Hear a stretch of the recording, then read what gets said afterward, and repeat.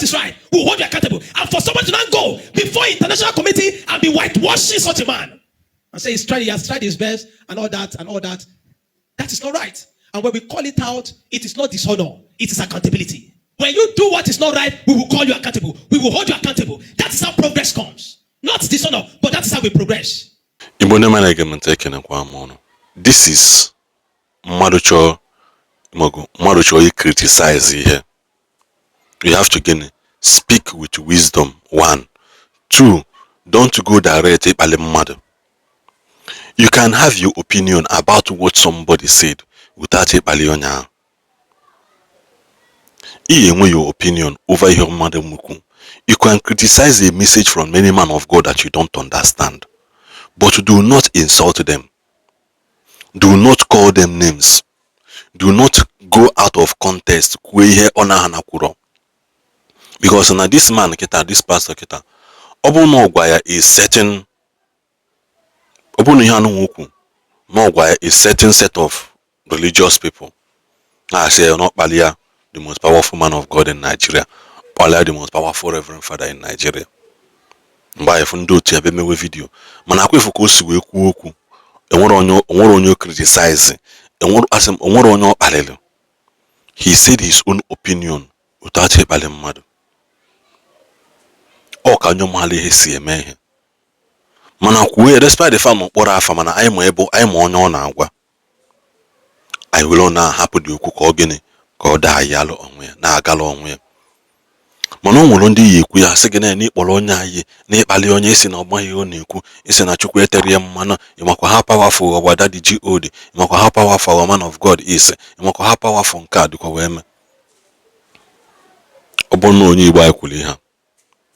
I attack just some group of people have to attack Yaya their own. Well, we make countless upon countless of video, twisting and pushing a strange narrative. Or have been NHIC. Kedum buji we kuzi odi hano. Ekene kwa mon nene complete video. You see, when I look at what is happening in Nigeria, I am bewildered, I am flabbergasted, and I'm heartbroken at the same time at our religiosity, at our ignorance, and even our arrogance. And sometimes we tend to play religion.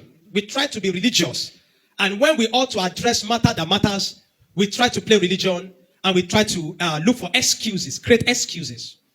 The essence of God anointing men for ministry, placing them as shepherd over sheep, is to care for the sheep, is to nurture the sheep, and to protect the sheep. And we have in this country that we don't understand that you can honor a man, but also when the man err, you call out his error. That you call out a man's error doesn't mean you dishonor him. Is that not? That a man make mistake or a man commits blunder by his speech doesn't mean that you dishonor the man. But what I've come to understand that we have misplaced or we have misinterpreted honor with accountability.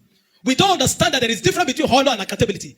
We honor our fathers in the faith, but also we hold them accountable. And so when we talk about people or somebody says something and we say, no, this is not to have been said. This is not proper to have been said. It doesn't mean we dishonor the person.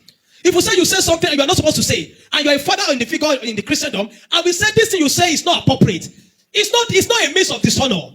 It doesn't mean we dishonor the person. We honor them, we love them, we respect them. However, we will hold people accountable. Accountability is key for progress. Where people cannot be held accountable for their speeches, for their actions or inactions, the societies become a play for rats and all those things. And that's where we find ourselves in this nation at this time. Are we together? So we must get to understand that you honor men of God, you honor people, but when it comes to accountability, we must not shy away from it. That even Paul will hold Peter accountable. When Peter did something that was not appropriate, when Peter did something that was not right, Paul held Peter accountable. He called out his error. He is a senior in his ministry, yes. Peter is the leader of the church. In fact, Jesus told him, he said, thou art Peter. Upon this rock I will be my church. The gate of hell shall not prevail. However, when he committed a blunder, Paul couldn't close his eye. He said, Caesar, I love and respect you for this you have done. You have not done well. If we're ever going to move forward as a church, if we're ever going to move forward as a nation, we must put in place a system, a means of accountability, where leaders are held accountable. That is why we are where we are in Nigeria today. Because nobody is held accountable for anything. And when a man of God says something and you try to say, no, sir, how can you go before the international community and say, Tinubu is doing his best? Who How can you go before and say Tinubu is doing his best? Even a blind man knows that Tinubu is failed. Are we following? Even a blind person knows that Tinubu is a failure. How can you go before international community and say he's doing his best, he has tried his best? And we say, no, that is not the right thing to say. A commander-in-chief is a commander-in-chief for a reason. Are you with me? If you are called a commander-in-chief, there's a reason why you're a commander-in-chief. If you're not effective, you get out of the place.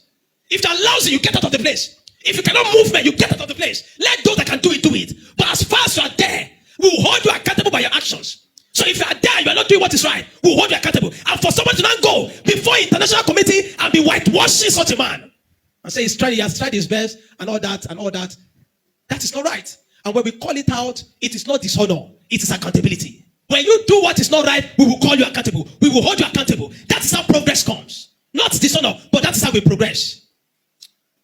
Also, there's a terror alert that have been issued for the past 2 days now, or 3 days, by an organization, an international organization known as Equipping the Persecuted, led by Mr. George Saul. He has released a security detail.